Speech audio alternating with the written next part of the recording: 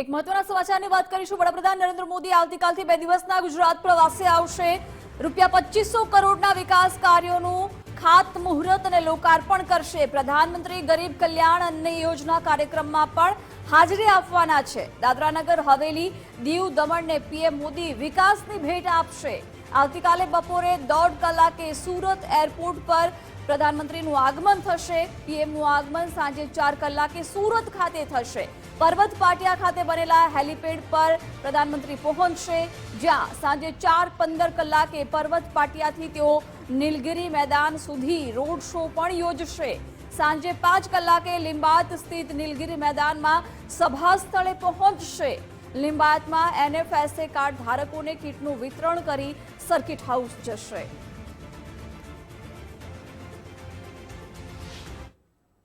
દેશના વડાપ્રધાન નરેન્દ્ર મોદી ફરી સુરતના મહેમાન બનવા જઈ રહ્યા છે। 7મી માર્ચના રોજ તેઓ સુરતના લીંબાયત સ્થિત નીલગિરી મેદાનમાં સભા સ્થળ ઉપર ઉપસ્થિત રહેવાના છે અને પ્રધાનમંત્રી ગરીબ કલ્યાણ અન્ન યોજના હેઠળના કાર્યક્રમની અંદર ઉપસ્થિત જે લાભાર્થીઓને એનએફએસએ યોજનાનો લાભ આપવાના છે, ત્યારે વડાપ્રધાન નરેન્દ્ર મોદીના સુરત આગમન પૂર્વે જે સમસ્ત સુરત શહેરને દુલ્હનની જેમ શણગારી દેવામાં આવ્યો છે।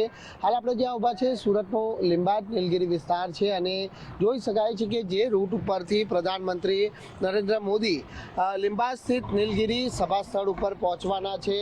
પર્વત પાટિયા સ્થિત હેલીપેડ ખાતે તેઓ હેલિકોપ્ટર મારફતે સૌપ્રથમ તેઓ ત્યાં આગમન કરશે અને ત્યારબાદ છે તે રોડ શો થકી લીંબાયત સ્થિત નીલગિરી મેદાનમાં આયોજિત કાર્યક્રમના સભા સ્થળ ઉપર પહોંચવાના છે। તે પહેલાં આ પ્રમાણે ભવ્યથી ભવ્ય જે તેઓના સ્વાગત માટેની તૈયારીઓ હાલ પૂર્ણ કરી દેવામાં આવી છે। પ્રધાનમંત્રી નરેન્દ્ર મોદીના 7 માર્ચ અને 8 માર્ચના સંપૂર્ણ કાર્યક્રમની વાત કરવામાં આવે તો 7મી માર્ચે તેઓ દિલ્હીથી બપોરે 12 કલાકે પ્રસ્થાન કરશે અને બપોરે 1.5 કલાકે સુરત એરપોર્ટ પર આગમન કરવાના છે। 1:45 કલાકે સુરત એરપોર્ટથી હેલિકોપ્ટર મારફતે તેઓ સેલવાસ રવાના થવાના છે। ત્યારબાદ સેલવાસાથી સાંજે 4 કલાકે હેલિકોપ્ટર મારફત સુરત પર્વત પાટિયા ખાતે બનેલા હેલીપેડ ઉપર પહોંચશે। ત્યારબાદ 4:15 કલાકે પર્વત પાટિયાથી રોડ શો થકી સાંજે 5 કલાકે લિંબાયત સ્થિત નીલગિરી મેદાનમાં સભા સ્થળે પહોંચશે। લિંબાયતમાં એનએફએસએ કાર્ડ ધારકોને કીટનું વિતરણ કરશે અને કાર્યક્રમ પૂર્ણ કર્યા બાદ તેઓ સુરતના અઠવાલાઇન સ્થિત સર્કિટ હાઉસ ખાતે જવા રવાના થશે અને રાત્રિ રોકાણ પણ તેઓ સર્કિટ હાઉસમાં કરવાના છે।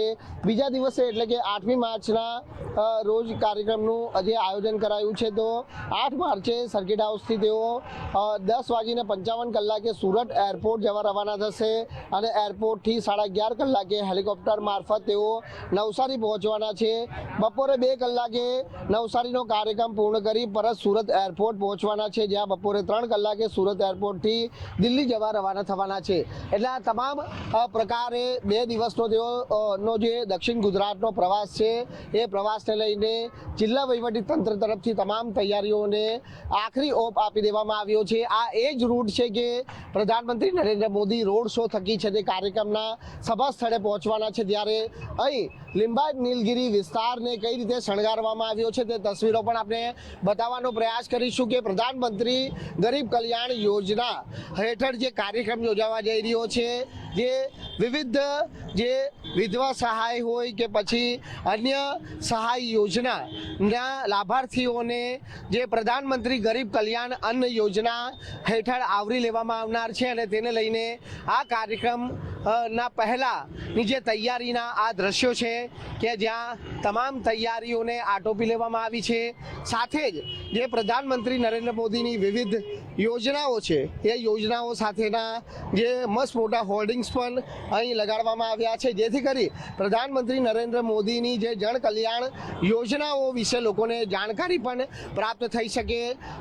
તમામ જિલ્લા વહીવટીતંત્ર, પોલીસ વિભાગ, સુરત મહાનગરપાલિકા વિભાગ, તમામ વિભાગ તરફથી પોતાની જે તૈયારીઓ છે એ તૈયારીઓ હાલ પૂર્ણ કરી દેવામાં આવી છે અને હવે પ્રધાનમંત્રી નરેન્દ્ર મોદીના જે સુરત આગમન પૂર્વે જે કાર્યક્રમ યોજાવાનો છે એ કાર્યક્રમને લઈને ખાસ કરીને તમામ પોલીસ બંદોબસ્ત સહિતની જે તૈયારીઓને પણ આખરી ઓપ આપવામાં આવ્યો છે, એટલે કોઈ તૈયારીમાં અને તેમના આગમનમાં કોઈ કચાશ ન રહી જાય તે માટેની જે સંપૂર્ણ જવાબદારી જે તે અધિકારીઓને પણ હાલ સોંપવામાં